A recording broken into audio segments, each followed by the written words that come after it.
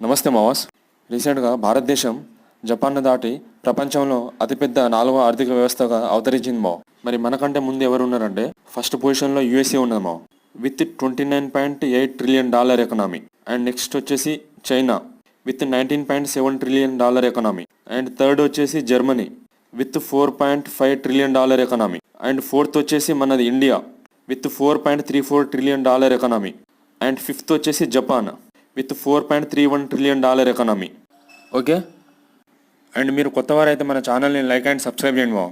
So ఇప్పుడు top 4లో ఉన్నది కదా, ఈ టాప్ 4లో ఉన్న మాత్రాన మన దేశంలో ఉన్న ప్రజలందరూ హ్యాపీగా అండ్ బేసిక్ ఫెసిలిటీస్తో ఉన్నారా అంటే ఖచ్చితంగా లేరని చెప్పాలి మావ. సో మన ఇండియన్ గవర్నమెంట్ బేసిక్ ఫెసిలిటీస్ మీద చాలా ఫోకస్ చేయాలి మావ. Facilities like education, health and poverty reduction, shelter and employment ఇలాంటివి చాలా ఉన్నాయి మావ.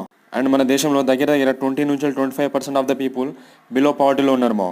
సో గవర్నమెంట్ వీటి మీద ఫోకస్ చేస్తే ఖచ్చితంగా డెవలప్డ్ ఎకనామీ అయ్యే ఛాన్స్